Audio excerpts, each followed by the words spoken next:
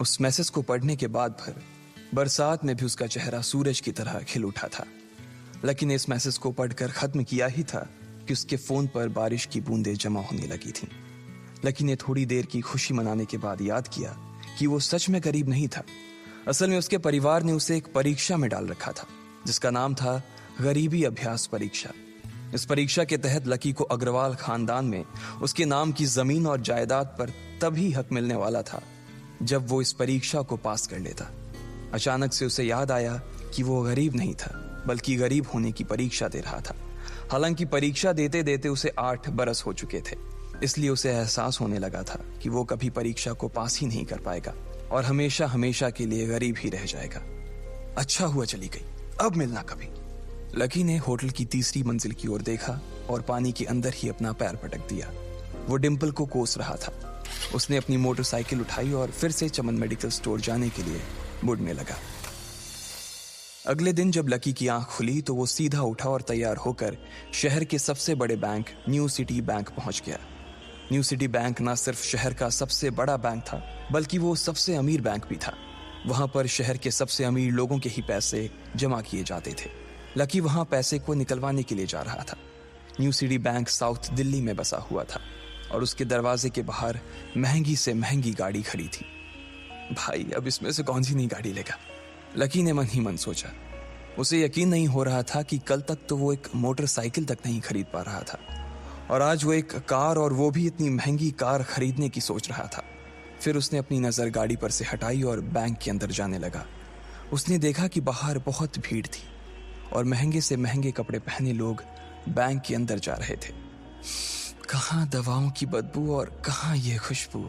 उसने एक बहुत ही गहरी सांस के अंदर ज्यादा से ज्यादा खुशबू को समेटने की कोशिश करते हुए अपने मन में सोचा, लेकिन अगले ही पल उसके मन में संकोच पैदा हो गया था। रातों रात लकी की किस्मत तो बदल गई थी, लेकिन उसके कपड़े नहीं बदल पाए थे। इतने बड़े बैंक में वो वही कपड़े पहनकर आ गया था जो वो अक्सर अपने काम पर पहनकर जाता था। पैसे लेते ही ना सबसे पहले नए कपड़े खरीदने हैं, लकी ने अपने आप से कहा और फिर बैंक के अंदर दाखिल होने लगा। जैसे ही उसने दरवाजे को धक्का दिया, उसे आवाज आई, आउच! लकी थोड़ा सा हड़बड़ी में दिखाई दे रहा था और इस जल्दबाजी के चक्कर में वो एक लंबे बाल वाली लड़की से जा टकराया था जो कि उसके बगल में ही चल रही थी। माफ करना, मैं आपको देख नहीं पाया, सॉरी। लकी ने तुरंत उससे हाथ जोड़कर माफी मांगते हुए कहा। उस लड़की ने इतने अच्छे कपड़े पहन रखे थे कि उसे देखकर ही लग रहा था कि वो किसी अमीर घराने की लड़की थी, इसलिए सॉरी बोलते वक्त ना चाहते हुए भी लकी के हाथ उसके सामने जुड़ गए थे। लेकिन जब उस लड़की ने लकी के कपड़े और उसके हुलिये को देखा तो उसने अपनी नाक भौं सिकोड़ ली। वो लगभग हर रोज इस बैंक में आया और जाया करती थी, लेकिन उसने आज तक इस बैंक के अंदर लकी जैसे फटीचर आदमी को घुसते हुए नहीं देखा था। उसके बालों में से आंवले के तेल की गंध आ रही थी। उसने गुस्से भरी नजरों से लकी की ओर देखा और बोली, क्यों नहीं देख पाए? मैं क्या ट्रांसपेरेंट हूं? तुम्हें इतनी बड़ी लड़की दिखाई नहीं देती? इससे पहले कि बात आगे बढ़ती, उस लड़की ने देखा कि इस बैंक की मैनेजर यास्मीन पटेल उन दोनों की ओर बढ़ी चली आ रही है। उसने भी लकी को देखकर वैसी ही शक्ल बनाई थी जैसी शक्ल उस लंबी लड़की ने बनाई थी। I am so sorry miss, आपको कहीं लगी तो नहीं? यास्मीन ने उस लड़की से पूछा और फिर घिन्न भरी नजरों से लकी की ओर देखने लगी। लकी तमतमाती आंखों से उन दोनों को देखा जा रहा था। वो जानता था कि उसने इतनी जोर से भी दरवाजा नहीं खोला कि उसे चोट लग जाए, लेकिन असल में उसे यह मालूम नहीं था कि वो लोग उसे नहीं बल्कि उसके कपड़े को देख रहे थे। यास्मीन ने लकी को ऊपर से नीचे तक देखा और ना जाने उसके मन में क्यों शक पैदा हो गया। क्या आप मुझे बता सकते हैं कि आप यहाँ पर किस काम से आए हैं? यास्मीन ने बड़ी मुश्किल से अपने चेहरे पर एक मुस्कान लाते हुए कहा। वो उसका हुलिया देखकर ही समझ गई थी कि वो यहाँ का कस्टमर तो नहीं था। लकी ने अपने आप को संभाला और कहा, हाँ, वो मैं अपना पैसा निकलवाने के लिए आया था। पैसे निकलवाने के लिए आए हो? यास्मीन ने लकी की बात को ही दोहराते हुए कहा। वैसे तो वो लकी की बात पर जोर से हंसना चाहती थी, लेकिन उसने अपने आप को थोड़ा सा काबू में कर लिया था। लकी की बात सुनकर उसे लग रहा था कि वो कोई पागल था जो यहाँ जबरदस्ती घुसा चला आ रहा था। हाँ, तो क्या आपके पास कार्ड है? यास्मीन ने उससे आगे पूछा। न्यू सिटी बैंक का कार्ड हासिल करना एक बहुत ही मुश्किल भरा काम था। अगर किसी को भी उस बैंक का कार्ड लेना था तो सबसे पहले उस आदमी को अपने खाते में कम से कम 5 लाख रुपए जमा करवा कर रखने पड़ते थे, तब जाकर उसे कहीं कार्ड मिलता था। लेकिन लकी तो पहली बार ही यहाँ आ रहा था, इसलिए उसके पास कार्ड होने की कोई संभावना ही नहीं थी। लकी जब यास्मीन के सवाल का जवाब नहीं दे पाया तो यास्मीन ने फिर उससे पूछा, मैं पूछ रही हूं कि आपके पास कार्ड है? वो समझ गई थी कि लकी पागल ही था जो कहीं से भागकर सीधा उनके बैंक में आ गया था। कार्ड नहीं मेरे पास। लकी ने उसके सवाल का जवाब दिया और वो फिर इधर उधर देखने लगा। जैसे ही उस लंबे बालों वाली लड़की ने लकी का जवाब सुना तो वो खिलखिलाकर हंस पड़ी। यास्मीन को तो सिर्फ लग रहा था कि वो पागल है, लेकिन वो लड़की तो अपने मन में मान चुकी थी कि यह लड़का कोई पागल ही है जो कहीं झोपड़ पट्टी से यहाँ आ गया है। इससे पहले कि आगे कोई कुछ कह पाता, उस लंबे बालों वाली लड़की के पिता वहां आ गए और बोले, चलो बेटी। उनके हाथों में कुछ कागजात थे। लकी ने देखा कि उन्होंने महंगा सा सूट पहन रखा था। उस लड़की ने यास्मीन के दोनों हाथों को पकड़ा और बोली, यास्मीन देखो, अगर इस तरह के सड़क छाप लोग तुम्हारे बैंक में ऐसे ही घुसते चले आए ना और बाकी कस्टमर्स को परेशान करने लगे तो तुम्हारे बैंक की इमेज और उसके शेयर्स दोनों को काफी नुकसान होगा। एक मैनेजर होने के नाते तुम्हें इन सब चीजों का ध्यान रखना चाहिए। मुझे उम्मीद है कि आगे मेरे साथ ऐसा कुछ नहीं होगा। उस लड़की ने कहा और अपने पिता के साथ बैंक के बाहर चली गई। अपना ध्यान रखना कोयल मैडम, मैनेजर ने उसकी गाड़ी तक छोड़ने के लिए आते हुए कहा। आज तो वो बाल बाल बच गई थी। कोयल और उसके पिता इस बैंक के सबसे पुराने और सबसे वफादार कस्टमर्स थे। अगर आज यास्मीन उन्हें नाराज कर देती और वो उसके बैंक से अपना खाता बंद करवा देते तो शायद यास्मीन की नौकरी तक जा सकती थी। और यह सब हो रहा था उस पागल लकी की वजह से। इसे जल्द से जल्द यहां से भगाना पड़ेगा, यास्मीन ने अपने आप से कहा और फिर बैंक के अंदर आने लगी। यास्मीन उसे अपने बैंक से बाहर निकालने के तरीके के बारे में सोच रही थी, मगर जैसे ही वो बैंक में दाखिल हुई उसने देखा कि लकी वहां था ही नहीं। अरे अब ये कहां चला गया, उसने अपने आप से पूछा। वो इधर उधर देखने लगी लेकिन लकी वहां भी नहीं था। यास्मीन को अच्छे से पता था कि वो उसके सामने तो बाहर नहीं निकला था, इसका मतलब था कि वो बैंक के अंदर ही था, लेकिन यास्मीन उसे ढूंढ नहीं पा रही थी। कुछ देर तक बैंक के सारे कोनों को देख लेने के बाद यास्मीन को लगा कि शायद लकी यहां बहुत ही असहज महसूस कर रहा होगा और जब वो कोयल को दरवाजे पर छोड़ने के लिए आई तब उसके पीछे पीछे वो भी निकल गया होगा। चलो जान बची, यास्मीन ने अपने आप से कहा और अपने केबिन में आकर बैठ गई। जैसे ही उसने आज के दिन की पहली फाइल उठाई थी उसे किसी एक की झलक दिखी। ये कोई और नहीं बल्कि लकी ही था। अरे ये कहां छिपा हुआ था, यास्मीन ने अपने आप से ही कहा और तुरंत फाइल को टेबल पर रखकर वो ऑफिस के बाहर आ गई। उसने देखा कि लकी बैंक के वीआईपी लॉन्ज के बाहर खड़ा था और उसके खंबे की आड़ की वजह से वो यास्मीन की नजर से बाहर हो गया था। अब यास्मीन को तो वो मिल गया था, लेकिन उसके लिए उससे भी बड़ी एक और मुसीबत खड़ी हो गई थी। लकी जिस कमरे के बाहर अभी खड़ा था उस कमरे के अंदर शहर के सभी रईस लोगों का उठना बैठना था।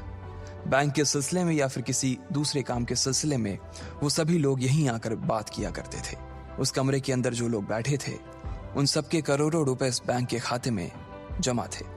अब अगर ऐसे में लकी वहां घुस जाता तो सब लोग मिलकर यास्मीन की गर्दन पर चढ़ जाते।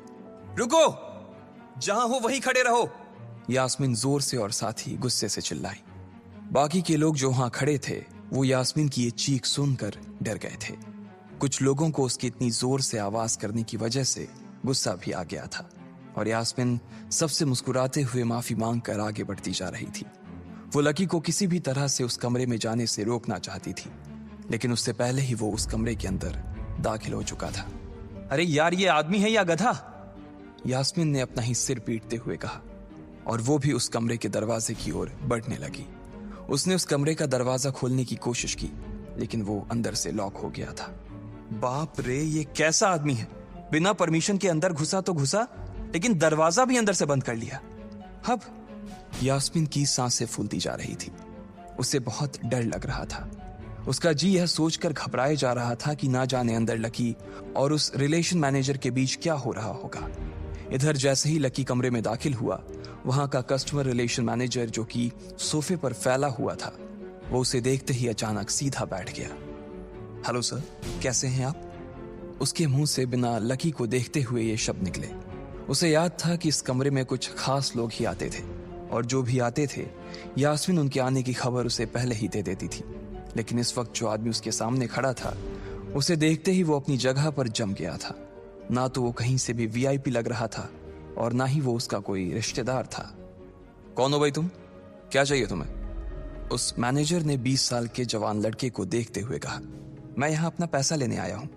लकी ने सीधे मुद्दे की बात को मैनेजर के सामने रखते हुए कहा, तुम्हारे पास हमारा सुप्रीम कार्ड है?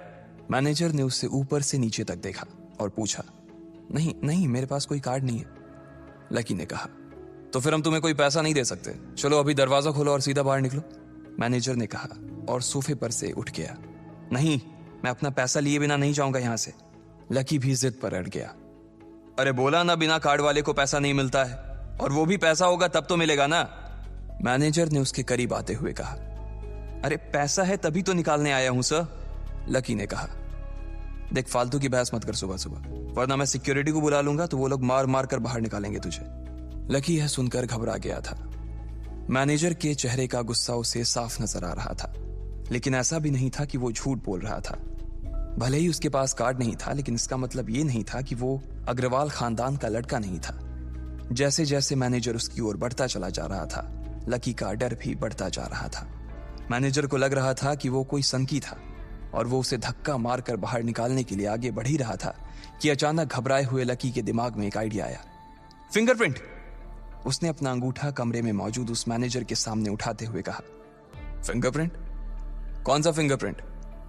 मैनेजर ने चौंकते हुए पूछा। अरे अरे, आपने कहा ना कि आपको कार्ड चाहिए, पर मेरे पास कार्ड नहीं है, फिंगरप्रिंट है, और मुझे मालूम है कि आपके यहाँ फिंगरप्रिंट से भी पैसे निकलते हैं। यह कहते ही लकी ने एक राहत की सांस ली थी, लेकिन मैनेजर को यह समझ नहीं आ रहा था कि आखिर लकी को फिंगरप्रिंट की जानकारी मिली कैसे। तुम फिंगरप्रिंट यूज करना चाहते हो? मैनेजर ने लकी को घूरते हुए पूछा। लकी की शक्ल और उसका हुलिया मैनेजर के लिए उसकी बातों से मेल नहीं खा रहा था। हाँ, मैं फिंगरप्रिंट यूज करना चाहता हूं सर, लकी ने सीना चौड़ा करते हुए कहा। उसे इस तरह देख तो मैनेजर और भी कंफ्यूज हो गया था। मैनेजर ने सोचा कि उसे एक चांस देना चाहिए, इसलिए उसने लकी को फिंगरप्रिंट इस्तेमाल करने की इजाजत दे दी थी। वो अपनी टेबल के पास गया और उसके दराज में फिंगरप्रिंट वाली मशीन ढूंढने लगा।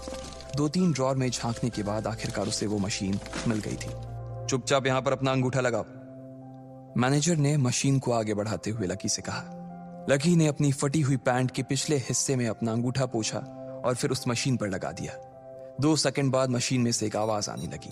उसके अंदर एक लाल बत्ती चल रही थी और वो जोर जोर से बीप कर रही थी।